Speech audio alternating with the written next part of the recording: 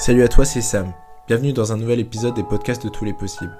Un podcast qui va à la rencontre des entrepreneurs sociaux et des associations. La saison précédente, Manon et Maxence ont interviewé de nombreuses associations. Et je t'invite à aller découvrir ces épisodes si ce n'est pas déjà fait. Pour ce premier épisode de la nouvelle saison, j'ai rencontré Flore Vasseur, auteure, réalisatrice et réalisatrice notamment de Bigger Than Us, un film que je t'invite à découvrir. Je mets les liens dans la description.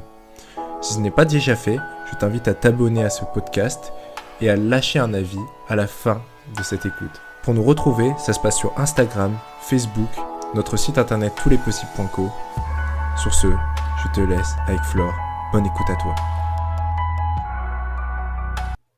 Salut Flore, je suis hyper content de t'avoir ici dans ce nouvel épisode des podcasts de Tous les Possibles. Est-ce que dans un premier temps, tu peux te présenter, nous dire quel a été ton parcours et quelles ont été les grandes étapes de celui-ci ? Moi aussi, je suis ravie d'être là. Merci de me recevoir et de l'intérêt que vous portez au film tous. Donc moi, je suis Flore Vasseur. Je suis la réalisatrice aujourd'hui d'un film documentaire qui s'appelle Bigger Than Us, dont on va parler. Pour arriver jusque-là, il a fallu pas mal d'années. J'ai 47 ans. Je suis diplômée de deux écoles en France, l'IEP et puis HEC. J'ai démarré ma vie en bonne petite HEC. J'ai créé mon entreprise à New York en plus à la fin des années 90, au siècle dernier. Et donc, j'ai quelque part totalement exécuté le code qu'on me demandait de remplir, à savoir que j'étais vraiment un bon petit soldat de l'économie et du capitalisme. Et j'ai eu... la vie a fait que j'ai vécu le 11 septembre à New York. Avec mon équipe, donc j'avais 25 ans ou je sais plus à l'époque, et ça a été bien sûr un énorme choc, mais qui s'est pas traduit de la même façon pour tout le monde. En tout cas pour moi, c'est ce qui m'a fait définitivement sortir du milieu des affaires et me poser la question de quel était mon rôle dans tout ça en fait. À l'époque, donc j'étais entrepreneur, je travaillais beaucoup, j'étais dans le mode il faut vite être riche, il faut gagner de l'argent, être meilleur que son concurrent, etc., etc. Et quand j'ai assisté à cet événement, j'ai pas réagi comme tout le monde. La plupart des gens ont eu peur, moi j'ai eu honte. Et je me suis dit qu'il y avait une raison pour laquelle on nous envoyait ces bombes. Et donc ça s'est pas fait en une nuit, mais concrètement j'ai bifurqué à partir de là. J'ai arrêté d'être femme d'affaires. J'ai voulu comprendre d'où venaient les bombes et j'ai commencé à raconter ce que je voyais. Donc j'ai écrit une succession de livres, 4 en fait, sur 15 ans, qui en fait décrivent un peu ce que je comprends. Donc mon premier livre est sur l'effondrement du système capitaliste, le deuxième sur le pouvoir de la finance, le troisième sur la raison de cette prise de pouvoir de la finance sur la démocratie. Donc c'est mon troisième livre qui s'appelle En bande organisée. Et le questionnement de l'état démocratique aujourd'hui m'a amené à faire un quatrième livre sur un garçon dont on va reparler qui s'appelle Aaron Swartz, qui était un enfant génial qui a voulu nous prévenir de la façon dont la technologie notamment allait considérablement réduire nos espaces de liberté. Et cet enfant, à force de ne pas être entendu, s'est suicidé. Donc en même temps que je travaillais cette matière très noire, j'ai eu besoin de me tourner, ne serait-ce que pour ma santé mentale, vers des personnes qui portaient une certaine lumière. Pour moi, c'était des artistes, des entrepreneurs, des activistes, des lanceurs d'alerte. Des personnes qui, comme moi, doutaient, qui, comme moi, cherchaient un autrement ou le développaient. Donc j'ai commencé à dresser leurs portraits pour la presse notamment, et puis ensuite pour des documentaires, et jusqu'à finalement rencontrer l'un des plus forts, plus beaux, plus incroyables d'entre eux, qui est Edward Snowden.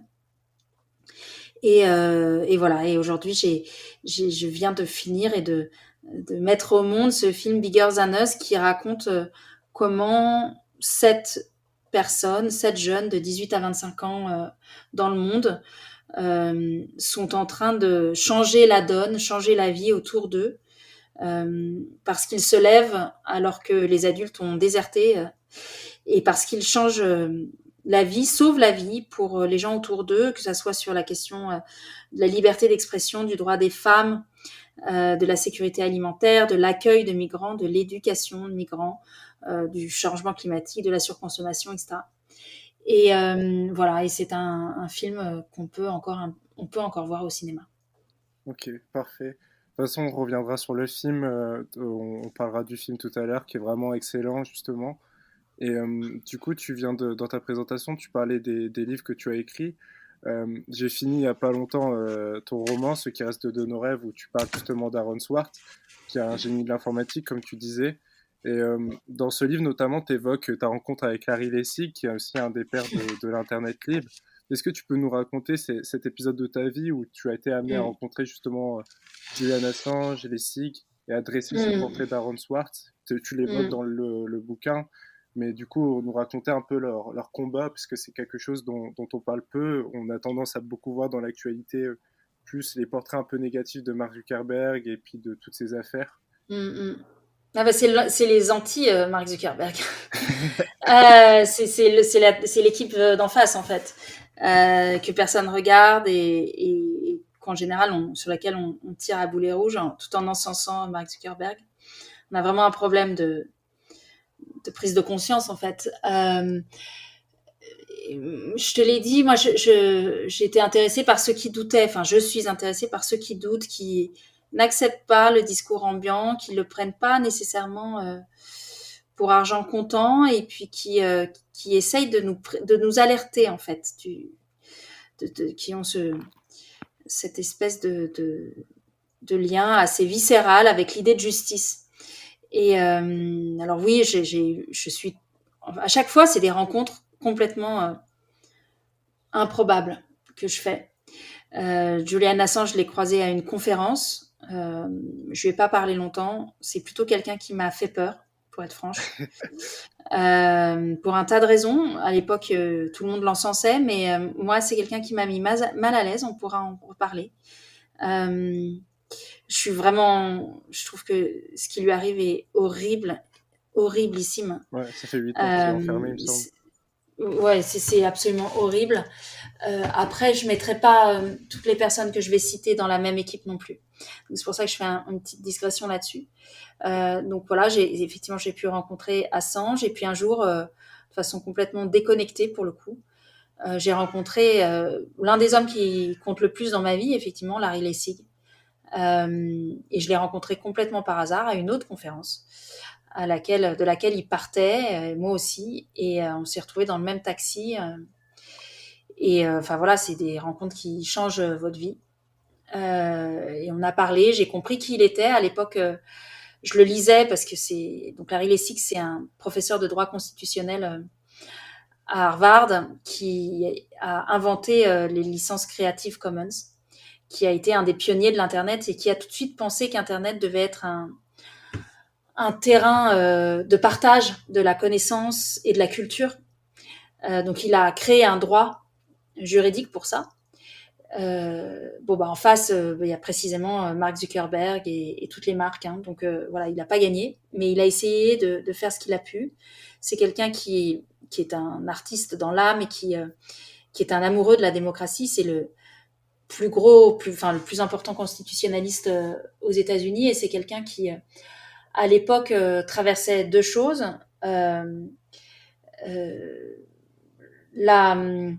L'effroi de se rendre compte que son pays, les États-Unis, était en train de sombrer, même sous Obama, vers des dérives, vers l'envers du décor de l'Empire américain, de toute cette propagande qu'on nous raconte sur l'Amérique, pays des libertés, etc. Le premier à avoir, pas le premier, mais j'oublierai jamais que l'une des personnes qui a fait que Aaron Swartz s'est suicidé, c'est Barack Obama. Donc on a aussi là un petit problème de perception. Alors qu'il prenait le contraire justement en 2008 et c'était pas du tout le message qu'il renvoyait lors de... Oui, mais en fait, on va en parler, mais les hackers comme Julian Assange, comme Aaron Swartz, alors c'est vraiment pas la même catégorie, hein, mais ils ont mis tout le monde dans le même sac. Et Julian Assange a terrorisé les gouvernements en exposant leurs secrets. Et les gouvernements du monde entier ont réagi de la même manière, c'est qu'ils ont ils ont voulu faire taire tous ceux qui maîtrisaient mieux la technologie qu'eux, qu'ils soient du bon côté ou du mauvais côté, qu'ils soient, voilà. Et je sais pas s'il y a un bon ou un mauvais côté, mais en tout cas, Aaron, qui lui n'a révélé aucun secret politique, a été acculé au suicide et en tout cas menacé de prison pour 35 ans de sa vie, uniquement parce qu'il maîtrisait très très bien la technologie et pas du tout parce qu'il représentait une menace effective pour un gouvernement, en tout cas pour le gouvernement américain. Mais toujours est-il que le jour où je rencontre Larry Lessig, il se rend compte que constitutionnellement, son pays est en train de s'asseoir sur ces grands principes, à tout point de vue d'ailleurs, et pas que sur la question de la technologie, mais surtout sur la question de l'influence de l'argent en politique, et donc de la démocratie. Et la deuxième chose qu'il traverse, c'est le suicide de son ami, de son fils spirituel, qui est donc Aaron Swartz. Et quand je rencontre Larry Lessig, je me souviens du constitutionnalisme, je me souviens des Creative Commons, je vois ces diatribes contre les lobbies et contre, vous savez, ce qu'on appelle aux États-Unis les PAC, qui sont ces systèmes qui financent ces espèces de boîtes noires qui financent les élections américaines. Ouais. Je vois tout ça, mais je ne vois pas qu'il était le meilleur ami d'Aaron Swartz, quoi.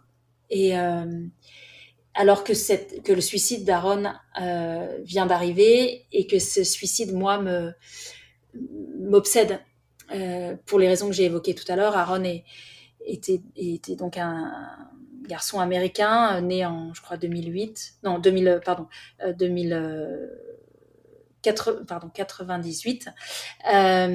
qui voilà, à 8 ans a appris à coder tout seul.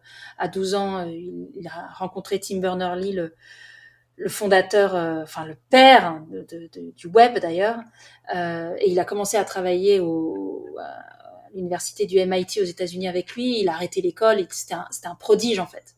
Et tout de suite, dès 2014, dès 2001, pardon, dès qu'il peut, il prévient tout le monde. Alors il n'est pas né en 90, il n'est pas né en 88, il est né en 88. Dès qu'il peut, il prévient tout le monde sur la façon dont la technologie va se retourner contre nous. À l'époque, Mark Zuckerberg est encore à Harvard, lui pique une idée qui est... Aaron a aussi créé... codé Reddit. Ouais. Donc, Mark Zuckerberg s'en inspirera pour faire Facebook. Bref, c'est des contemporains, c'est des gens qui ont à peu près le même âge.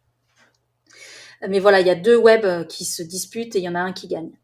Et Aaron n'aura de cesse de dénoncer la façon dont les marques, les entreprises, les intérêts privés vont phagocyter nos cerveaux avec la technologie. Ça n'a pas loupé. Nous ne l'avons pas entendu. Voilà, voilà, un enfant qui voulait changer le monde et qui, d'impuissance et de solitude, a préféré en finir. Ouais, d'autant plus qu'on le voit, même il y a eu les procès récemment par rapport à Facebook et l'élection de Donald Trump et comment les plateformes, parce qu'elles sont fermées et aussi parce qu'il y a énormément de puissance d'argent autour de ces plateformes-là, qu'elles peuvent influencer une élection. Et tout ça, ouais, c'est tout le message en plus du livre que tu as écrit et tout le message que souhaitait porter Aaron Swartz. Et, tout à fait. Et justement, tu t'en parlais dans ce que tu viens de dire, et notamment dans le roman, il y a Tim Berners-Lee, du coup, qui est le fondateur du web, du HTML, donc des langages qui permettent de façonner le web. J'avais lu dans une interview qui m'avait marqué quand j'étais adolescent, où il évoquait justement ce que tu évoquais, que les plateformes aujourd'hui, on avait tendance à rester sur des plateformes fermées alors qu'il y avait toute une jungle autour. Et en fait, quand j'ai lu ton roman, ça m'a tout de suite fait tilt. J'ai repensé à cette interview-là. Et du coup, je voulais savoir si pour toi, le web, justement, on pouvait aujourd'hui retrouver cet esprit, cette origine-là que Tim Berners-Lee souhaitait et que Aaron Swartz, justement, portait. Si c'est pas terminé, si on est condamné, justement, à rester sur ce type de plateforme. C'est en tout cas la question que je me posais quand j'ai lu ton roman. Ouais, alors... alors, je vous conseille de lire un livre qui s'appelle Taz, zone d'autonomie temporaire qui explique que de toute façon, il y a toujours des espaces qui essayent de résister à cela, mais et il y a des designers, il y a des codeurs éthiques, il y a des gens qui essayent de poser des codes qui c'est Larry Lessig qui a écrit un article fou en 97 qui dit code is law. La façon dont tu codes détermine effectivement si tu enfermes ou si tu libères les gens. Et donc la responsabilité, c'est dans les mains des codeurs. Bon, bah aujourd'hui, les codeurs, ils sont payés des ponts d'or pour faire des lignes de code sur des programmes dont ils ne connaissent pas nécessairement la portée. Et le problème, c'est que les GAFA et la Silicon Valley, la plus mercantile, enfin la Silicon Valley, a préempté les meilleurs cerveaux de la planète. La question du moment, c'est que fait l'intelligence en fait? La question du moment, c'est de se dire, mais on n'a jamais produit autant d'ingénieurs, de diplômés, et on n'a jamais été aussi mal embarqué. Donc, à quoi sert l'intelligence? Qui la paye? Qui la rémunère? Pourquoi c'est... Enfin, si c'est assez simple, hein, et on revient à cette histoire de corruption par l'argent, en fait. Donc, on n'a pas seulement un problème d'influence de l'argent en politique politicienne. Aujourd'hui, qui fait la politique? Facebook vous dit quoi regarder, hein. C'est Facebook qui fait la politique aujourd'hui. Donc, et voilà. Et donc, c'est cette... moi, c'est cette tendance-là qu'avait dénoncé Aaron, parce que il s'en est très très vite rendu compte. Lui, c'était vraiment littéralement les fondateurs du web lui mangeaient dans la main. En plus, il était tout petit, mais je veux dire, il y avait un côté messie en fait dans Aaron, et très vite, il a vu ce que l'appât du gain, du pseudo progrès, faisait au meilleur cerveau de la planète, qui en fait arrêtait de réfléchir. C'est-à-dire qu'ils étaient dans une espèce de transe intellectuelle pour craquer un code, craquer une appli ou craquer quelque chose. Mais ils ont complètement écarté de leur raisonnement l'impact sur les gens, l'intérêt général, etc. etc. Et personne n'est malveillant, c'est juste ce que l'influence de l'argent nous fait faire. C'est de la corruption morale, en fait. Ouais, totalement, totalement. Et d'ailleurs, quand tu l'évoquais au début, mais quand justement, quand j'ai lu l'ouvrage et puis quand j'ai vu, enfin, quand du coup j'en ai appris un peu plus par rapport à Aaron Swartz, et puis après du coup j'ai lu d'autres choses, et c'est clair que même tu évoquais du coup au début quand tu te présentais le fait qu'on puisse dire ah il y a aucun espoir, il y a aucun échappatoire, mais c'est ce que tu disais justement, toi t'es parti à la rencontre de personnes qui portaient des initiatives, et c'est aussi ce que tu montres avec Bigger Than Us. Et du coup, moi, je souhaitais savoir un peu ta démarche qui t'a amené justement à aller rencontrer ces personnes qui portaient des initiatives. Euh, Comment tu as rencontré les 5 jeunes activistes qu'on voit dans le film, et qu'est-ce qui t'a amené justement à réaliser Bigger Than Us, et quelle était l'étape, le point de départ de ce film, et comment justement tu as sélectionné ces jeunes-là. Ouais, alors le point de départ, c'est le constat. D'abord, c'est probablement ce qu'il reste de nos rêves, en partie. Donc, c'est le constat effroyable de me dire on est dans une société qui n'écoute plus ses enfants. Elle n'écoute pas ses sages, elle n'écoute pas les experts, elle n'écoute pas les activistes, bien sûr, elle n'écoute pas les courageux, et elle n'écoute plus ses enfants. Aaron encapsulait tout ça, hein, courageux, expert, etc. Voilà. Mais il avait aussi ce côté enfant. Et mon point de départ, c'est de me dire, je ne veux plus qu'aucun enfant ne meure. Deuxième point, quand l'idée apparaît, on est en 2016, ça fait donc 15 ans après le 11 septembre, ça doit faire 10 ans exactement que j'écris. 10 ans que j'essaye de convaincre les adultes de changer.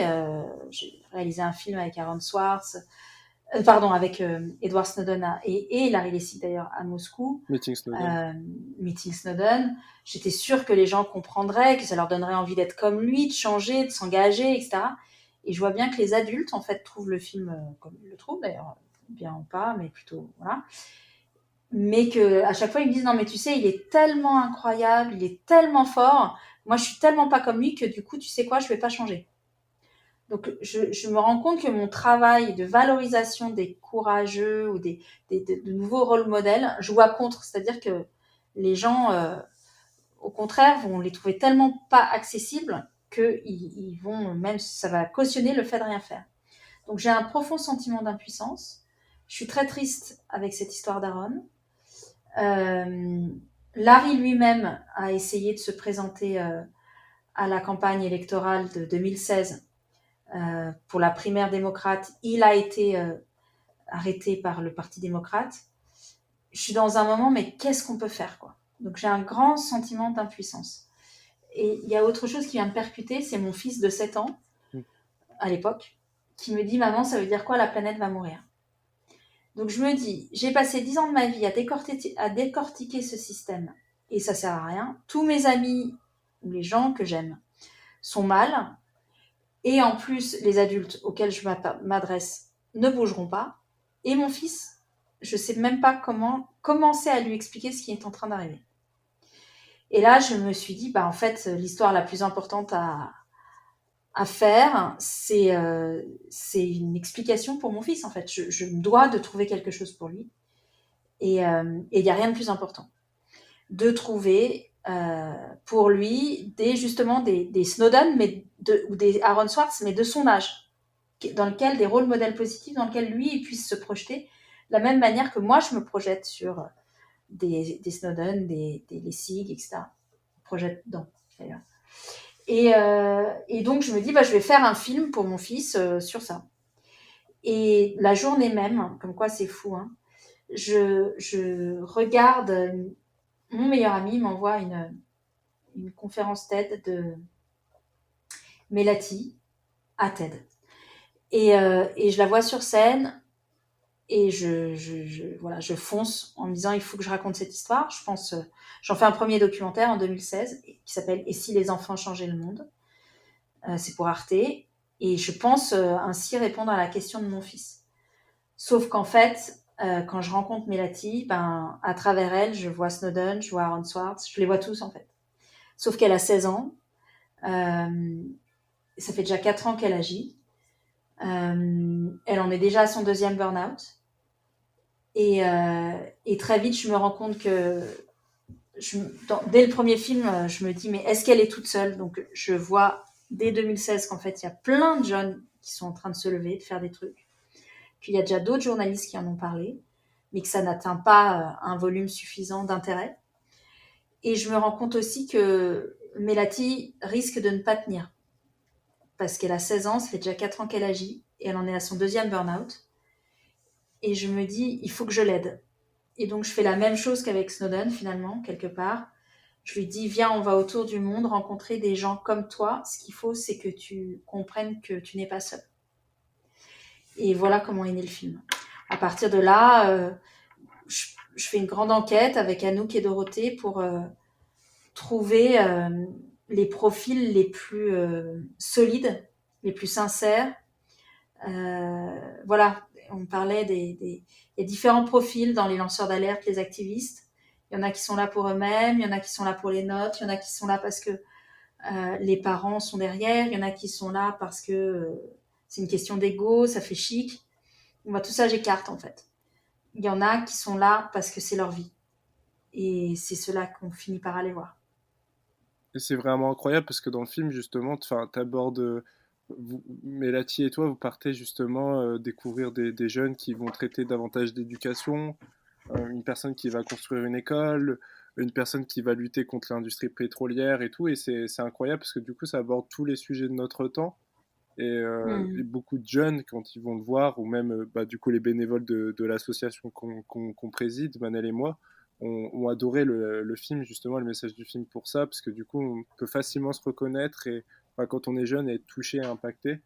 Et ça, dès le départ, ça t'est venu justement d'essayer d'aborder tous les sujets, des sujets environnementaux, des sujets plutôt éducationnels, des sujets qui vont toucher davantage la condition féminine, etc. Enfin, c'était quelque Mm. chose déjà que tu voulais aborder dès le début ou c'est quelque chose qui est venu progressivement? Non, c'est venu progressivement. En fait, enfin, c'est pas exactement ça.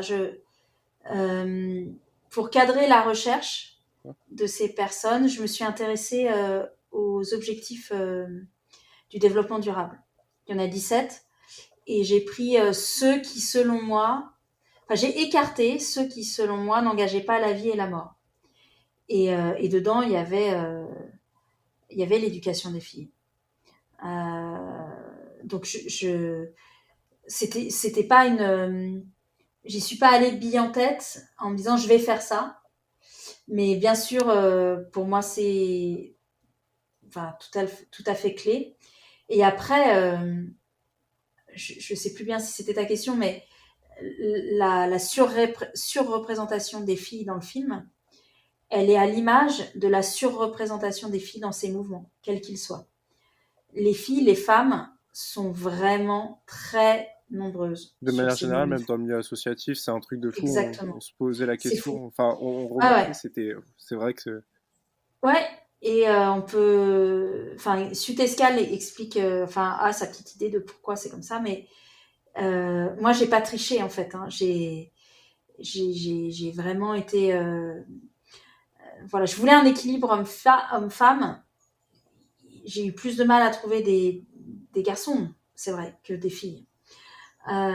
Et je trouve que ces garçons dans le film ont en commun le fait d'être très OK avec leur masculinité, leur féminité. Enfin, je trouve qu'il y a quelque chose de très tranquille sur les femmes et sur leur pouvoir et sur leur place et sur la question de l'égalité, etc. Donc, je crois que les garçons qui s'engagent sont aussi, ont fait un sacré chemin aussi, quoi. Et Sutescal, il explique cette surreprésentation des filles en disant bah que, enfin, c'est un autre sujet, enfin non, c'est pas un autre sujet, mais il dit les garçons sont vrillés par une culture qui les éloigne de l'engagement, en fait. Il y a une toxicité de la culture masculine, il y a des injonctions, voilà, il faut être fort, il faut prendre, il faut s'accaparer. Jamais, enfin très rarement, on dit à un garçon qu'il faut qu'il prenne soin des autres, ou de là où il est, ou des gens autour d'eux, voire même de lui-même. Euh, et Sutescal dit que, voilà, vous pouvez regarder, on a fait une vidéo là-dessus d'ailleurs sur le site biggerthanus.film. On a remis beaucoup de contenus exclusifs qui ne sont pas dans le film. Et il y a notamment une vidéo de 2 minutes sur l'activisme, une énergie féminine. Et il dit, les garçons sont malades en fait. Et les filles, on a besoin des filles comme des guérisseuses. mais de toute façon, on mettra tous les liens dans la description parce que du podcast, justement. Super. Ouais. Parce que c'est vraiment ultra important. Et puis, pour ajouter même enfin, ce que tu viens de dire, je trouve même, tout à l'heure, tu parlais même du pouvoir de l'argent, que l'argent, en fait, aujourd'hui, est davantage un moyen, justement, en fait, on voit que l'argent, c'est plus un moyen, on le voit même avec les personnes les plus riches au monde, c'est plus un moyen de maintenir une position sociale. Et généralement, c'est, quand on regarde les classements, quand on regarde, c'est souvent un public masculin qui va davantage se tourner vers des problématiques financières et pour Mm. maintenir une certaine position sociale, Ouais, ce qui ne bien permet sûr, pas forcément d'avancer. bien Euh, sûr. Justement, par rapport au fait que, parce que ce qui a un truc qui m'a marqué dans le film, c'est le fait que du coup, tu es allé en Afrique, tu es allé aux États-Unis, tu es allé en Amérique latine. Et aujourd'hui, même je regarde autour de moi, hors de l'association, il y a beaucoup de personnes qui ont un regard justement qui est plutôt pessimiste. Et tu l'évoquais justement, puisque c'était aussi le point de départ de ton film. Moi, je voulais savoir, c'est quoi le regard que tu portes sur le monde aujourd'hui? Et justement, après ce film-là, quel est le regard que tu portes sur ce monde? Est-ce que tu vois des évolutions? Tu évoquais notamment le fait que, bah, par exemple, les rapports du GIEC se succèdent et en fait, on a l'impression que ça bouge pas. Et est-ce que selon toi, en fait, tout ça, le fait de se bloquer et de pas forcément trouver des solutions, ça nous empêche d'être heureux en fait. Est-ce que c'est... Enfin, voilà, c'était ma question quand j'ai vu ce film à la fin que je voulais te poser. Redis-moi cette question, j'ai pas bien compris du coup. Ouais, La question c'est? je voulais savoir en fait c'était quoi ton regard que tu portes sur le monde d'aujourd'hui, notamment après ce film. Après... Ouais, bah écoute, moi moi mon regard il est double. J'ai à la fois une colère décuplée à l'attention de ceux qui nous dirigent, ceux et celles qui nous dirigent d'ailleurs, et ceux qui tiennent les micros, donc du monde médiatique. Je trouve que c'est un monde qui s'enferme dans des histoires dont on n'a rien à faire, qui, pour se protéger, ne sait que parler de peur, et pour ne pas adresser ses responsabilités, voilà, va agiter à nouveau la peur dans tous les sens. Et ses colibets, aujourd'hui, ils s'appellent Zemmour. Ouais. Ses avatars, aujourd'hui, ils s'appellent Zemmour. Donc j'ai une vraie colère contre cette force-là qui vraiment nous emmène dans le mur, de la haine, c'est très très grave ce qui se passe, c'est monstrueusement grave. Et en même temps, j'ai une tendresse infinie pour ces personnes que j'ai vues partout dans le monde, qui ont des grands yeux ouverts, qui font zéro concession à deux choses. Leur sens de la justice, c'est vissé au corps, et leur émerveillement et leur doute. Vous savez, quand on est enfant, on arrive sur Terre avec deux réflexes. La première, c'est de dire c'est pas juste.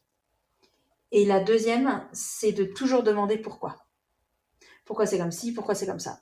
Et grandir, devenir adulte, c'est souvent renoncer à son indignation et à ses questions. Et donc j'ai une tendresse infinie pour cette marge importante de gens que je vois qui n'a pas renoncé. Enfin, disons que ces deux choses-là affleurent encore en elles. Alors bien sûr, les personnes du film sont... Alors elles en ont fait leur vie de ces questions et de cette indignation. Mais avec l'expérience du film, dans sa fabrication même, ou maintenant dans son partage, je vais en salle de cinéma, je vais dans les collèges, je vais dans les lycées, dans les associations. Je les vois, ces gens-là, qui se résignent pas. Et ça me donne, si ce n'est de l'espoir, ça me fait hyper chaud au cœur, en fait. Et donc, la question aujourd'hui, je pense qu'il y en a deux. Il y a, en tant qu'adulte, qu'est-ce qu'on permet quelle est l'histoire que l'on autorise, que l'on propage, que l'on encourage, que l'on permet d'advenir. Donc encore une fois, est-ce que c'est ce Monsieur Z ou si c'est autre chose? Donc ça, c'est une question pour tous les journalistes et tous les porteurs d'histoire. Et la deuxième chose, pour les activistes, les associations, tous ceux qui ont envie d'être du bon côté de l'histoire, je ne sais pas s'il y a un bon côté, mais disons qui ont envie d'être debout et de vivre, la question pour ces personnes-là, c'est celle des alliances. Qui sont nos alliés? Où sont-ils? Que font-ils? Comment on s'allie? Comment on se reconnaît? Et ce film j'ai l'impression, permet à certaines personnes de se reconnaître, de s'identifier, de se relancer, et j'espère de s'allier. Mais justement, comment un jeune aujourd'hui peut trouver cette motivation-là, cette énergie, quand par exemple, nous on le voit, il y a beaucoup de jeunes c'est ce qu'on essaye de faire, de susciter cette envie même de changer son quartier, de monter des projets, trouver cette motivation quand tout autour de lui, justement, il n'a pas forcément de rôle modèle, pas forcément le bon cadre pour... Et je pense aussi toute la mission du film, justement, qui est diffusée aussi et avec laquelle est organisé des débats. Justement, comment trouver cette motivation-là qui peut manquer parfois? Moi, je ne sais pas te répondre autrement que effectivement, nous, on a fait notre part en allant chercher ces rôles modèles partout dans le monde pour montrer qu'effectivement, ils étaient partout et certainement pas là où on les attendait. Fin fond de l'Ouganda, dans une favela, dans une décharge. Enfin, voilà, ils sont pas du tout là où les médias nous disent de regarder. Donc, ça peut être en bas de chez toi. 2, on a essayé de faire notre part. On essaye de faire notre part en diffusant au plus grand nombre possible ce film qui est porteur d'espoir, pas que, mais aussi porteur d'espoir, et d'accompagner toutes les personnes qui voudraient s'en saisir à le faire, que ce soit des profs, des associations, des missions locales, enfin voilà, on est vraiment à disposition de tout le monde. Et on a fait ce site biggerthanus.film avec énormément de ressources pour justement comprendre quel est le chemin qu'on peut prendre. On n'est pas tous au même point sur la question de l'engagement. Il y en a qui sont déjà des vétérans de l'engagement, il y en a qui l'ont jamais fait, il y en a qui sont très très loin. Nous, on a juste essayé de répondre en disant où que tu sois dans ton chemin, il y a des choses à faire. Sur le site, il y a des cartographies pour savoir qui bouge dans sa ville. Il y a des associations, vous en faites partie, qui sont référencées, que nous, on trouve super, avec lesquelles les gens peuvent se connecter. La meilleure façon de démarrer, c'est aussi d'envoyer un petit message aux persos du film et de leur dire merci. On a laissé leur adresse mail sur toutes les pages du site. Et puis, il y a des formations sur ce site qui sont gratuites et ouvertes à toutes et tous pour s'engager sur au moins 3 thématiques du film, la sécurité alimentaire, le changement climatique et l'accueil de migrants. Ça, c'est des formations qui permettent de passer de « Ah tiens, j'aimerais bien faire un truc comme ça » à « Au bout de 15 jours, je fais un truc comme ça ».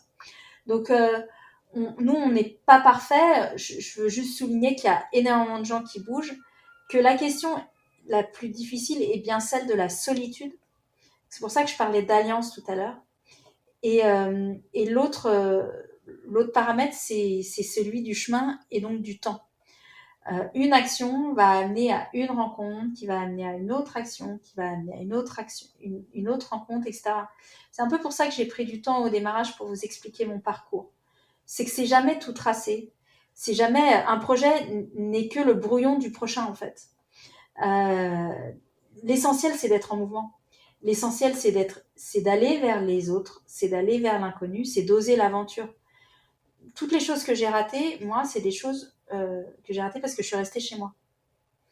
Larry Lessig, j'étais à 2 doigts de ne pas aller à cette conférence qui a changé ma vie parce que j'étais malade, parce que j'étais triste, parce que ces jours-là, j'avais appris une mauvaise nouvelle. Il s'est joué à rien que je n'y aille pas. Que j'y aille, plus exactement. Eh bien, si j'y avais pas été, j'aurais pas fait tout ce que... Enfin voilà, je serais pas là aujourd'hui. Donc, ce que j'en ai gardé, c'est qu'il faut toujours... on vous propose quelque chose, il faut toujours dire oui. Toujours. Les opportunités sont dehors. Ouais. Et tu dis, j'ai vu dans certaines de tes conférences, tu dis que l'une des valeurs justement aussi qui est très importante et qui manque aujourd'hui, c'est l'amour. Pourquoi en fait, selon toi? Je sais pas si c'est une valeur. L'amour, c'est pas une valeur. Et je dis pas si... Enfin oui, clairement, l'amour a déserté parce que la peur a gagné. La peur est en train de gagner. Il y a vraiment une polarité dans le monde. L'inverse de l'amour, c'est pas la haine, c'est la peur. Et aujourd'hui, on nous demande constamment de choisir la peur. Peur du Covid, peur du voisin, peur de l'inconnu, peur du lendemain, peur des autres, peur du prof, peur du patron. Enfin voilà, on a peur. Peur de ce qu'on mange. Enfin voilà, on a tout le temps. On est censé tout le temps avoir peur. Du coup, ça nous rétrécit. Quand vous avez peur, vous perdez, je ne sais pas combien % de vos fonctionnalités, mais voilà, vous claquemurez. Vous n'êtes plus réceptif à la parole, vous fermez, vous êtes enfermé à l'intérieur en fait. L'amour, c'est une énergie de confiance, d'humour, de jeu, J-E-U, et de lien. C'est l'inverse, c'est l'ouverture. C'est le possible. Et c'est même quelque part l'abandon de soi. Parce qu'en fait, c'est pour ça que le film s'appelle Bigger Than Us, en fait. Ouais. Vous vous êtes connecté à quelque chose qui vous dépasse totalement. Vous n'êtes que le maillon d'un petit truc et on s'en fout. Ce qui compte, c'est l'énergie qui passe, en fait. Quand vous avez peur, il y a 0 énergie qui passe en vous. Rien. Vous êtes un animal mort. Quand vous êtes dans l'amour, et ben, il y a quelque chose qui vibre. Et aujourd'hui, tout est vibration. Enfin, ça a toujours été que vibration. J'ai trouvé d'ailleurs même à la fin du film, par rapport au message que transmettaient les jeunes activistes qui sont dans le film, le message était très beau et c'est vraiment un message qui pousse justement à l'action et à trouver un sens et à trouver aussi quelque chose qui nous dépasse. C'était vraiment un très très beau message à la fin et on n'en sort pas indemne. Et pour les personnes du coup qui n'ont pas vu le film, c'est vraiment rien que pour ce message, rien que pour le message que transmet le film, allez le voir. Justement, j'avais aussi une toute dernière question par rapport à Bigger Than Us. C'était, tu dis justement, on en parlait juste avant, mais que du coup, j'imagine que ce film, ça va être dans un projet global que que tu souhaites porter. Et quelles sont les prochaines étapes du film? Ouais. Alors là, on a amorcé le début de l'aventure en le partageant au cinéma. Il y a beaucoup de profs et d'associations qui s'en servent et qui organisent des projections en salle. Donc nous, on s'organise, on a une organisation pour cela. Donc même si le film est plus à l'affiche, il y a quand même des séances, plus de 300 séances la semaine dernière. Voilà, parce qu'en fait, c'est des séances privées. Donc ça, c'est toujours possible de le faire. Et que vous soyez prof ou simple citoyen, c'est encore possible de le faire. Et ça sera possible longtemps. On est dans une étape où on travaille avec le corps professoral pour construire sur les outils pédagogiques qu'ils sont en train de mettre en place. En 3 semaines, il y a plus de 2000 classes, ça veut dire que c'est 80 000 étudiants ou élèves ou lycéens qui ont vu le film. Donc, on est en train d'essayer de comprendre ce qu'ils en ont fait. Et en fait, je suis inondée, pour être franche, d'images de CDI, de classes, de trucs avec des images du film, des posters, des tableaux, enfin, voilà, des dessins, des lettres. Enfin, voilà, c'est incroyable ce qui se passe. Donc, je pense que ça, on est au tout début parce que 2000 classes, ça a l'air beaucoup, mais il y en a 504 000. Ouais. Donc, on a un très gros travail. Et encore une fois, moi, notre rôle à nous, c'est d'être utile. Donc, si c'est utile aux profs, c'est génial pour nous parce que on partage le même intérêt. L'intérêt aujourd'hui, c'est qu'est-ce qu'on met, enfin, notre objectif à nous, notre question, c'est qu'est-ce qu'on met dans la tête de nos enfants. Est-ce qu'on laisse ça à Facebook, sur lequel je suis aussi, hein, ou est-ce qu'on s'empare de l'histoire qu'on raconte et on l'assume. Donc il y a tout ce travail d'accompagnement qui peut durer longtemps. J'accompagne plusieurs séances par semaine. Après, il y a tout le travail du film à l'international, parce que c'est un film, on est français, mais vous l'avez vu, il est éminemment international. Il n'y a pas un français à l'écran. Il est vendu dans une quinzaine de pays. À chaque fois, c'est pas rebolote, mais voilà, il y a un travail pareil. Il faut accompagner. C'est pas des sorties de cinéma classiques où on met un James Bond et on attend que ça passe, quoi. Que le marketing fasse son effet. Non, il faut pousser les murs et il faut s'imposer en salle et mettre un pied dans la porte. Donc ça va être un gros boulot. Et puis après, il y a tout ce qu'on peut faire avec chacune de ces personnes qu'on a adorées et qu'on suit pas quotidiennement, mais au moins de façon hebdomadaire. Et ce travail, ça peut être d'autres portraits, d'autres histoires, une suite, une déclinaison, voilà. Donc on commence à réfléchir à une potentielle suite, mais on est encore là vraiment d'abord en amont de cette potentielle suite, et nous on est encore vraiment dans la partie d'accompagnement de ce film, parce que c'est un travail engagé, et on le sait depuis le début, Bigger Than Us, c'est pas qu'un film. c'est vraiment une aventure. Et on le voit à la fréquentation du site. Il y a bientôt plus de personnes qui ont vu le site que de personnes qui ont vu le film, avec des temps passés sur le site qui est énorme.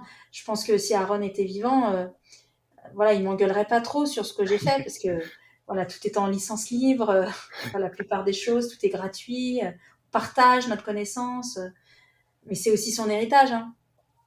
Voilà. Ouais, c'est dingue. Le site internet, justement, il permet déjà, enfin, comme tu disais avant, si on est un peu perdu il y a énormément d'associations, on s'en rend pas compte. On a souvent en tête des Ouais. associations, des grosses associations, mais Ouais. vraiment autour de chez soi, il y a vraiment des associations qui agissent sur plein de sujets. Et justement, Ouais. c'est vraiment important d'aller voir aussi un coup d'œil, d'aller sur le site internet pour voir un peu toutes ces associations et toutes les ressources. Euh, pour terminer cette interview, j'avais une question, enfin une dernière question. Quel est Ouais. le message qui t'a marqué récemment et que tu souhaites partager avec nos auditeurs? Un message qui n'est pas forcément celui du film, on est d'accord? Ouais,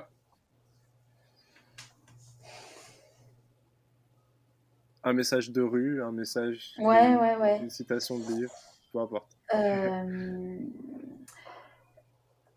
Il y a quelque chose que j'ai lu. Alors c'est pas si récent que ça, mais il y a cette phrase du Bhagavad Gita. C'est un texte fondateur de l'art d'agir en Inde, qui est aussi l'art du yoga en l'occurrence. Et il y a cette phrase incroyable du Bhagavad Gita qui dit « Je m'accomplis parce que j'accomplis ». Et ça me parle énormément. Et c'est un peu ce que dit ce film, en fait. C'est parce qu'on agit, c'est parce qu'on est debout, c'est parce qu'on est dans la vie, qu'on est la vie. Et le sujet, c'est ça. Ouais, c'est vrai que c'est un très beau message et c'est vrai qu'en plus de ça aussi dans l'action, on trouve un sens ça va plus loin, on trouve vraiment un sens à sa vie et un sens à la vie. Et Ouais. ouais, c'est un très très beau message pour conclure ce podcast. Ouais. Et j'étais vraiment très heureux du coup de cet échange. Et j'invite toutes les personnes qui ont écouté ce podcast jusqu'au bout à aller voir le film, à aller sur le site internet et puis à te retrouver, à échanger même avec les personnes qui ont pu et à les remercier justement, comme tu disais, qui ont participé à ce film et Super. puis qui mènent toutes ces actions au quotidien. Merci beaucoup à toi, Fleur. Super. Ben, merci beaucoup. Au revoir. C'est la fin de cet épisode des podcasts de Tous les possibles. Je tenais encore à remercier Flore Vasseur pour cette interview.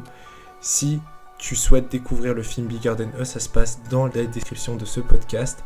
Et si le podcast t'a plu, n'hésite pas à le partager et à lâcher un avis, ça nous fera très plaisir. Et surtout, n'hésite pas à échanger avec nous si tu souhaites avoir plus de détails sur l'association ou à découvrir notre site internet souslespossibles.co. On se retrouve pour un prochain épisode. Sur ce, porte-toi bien.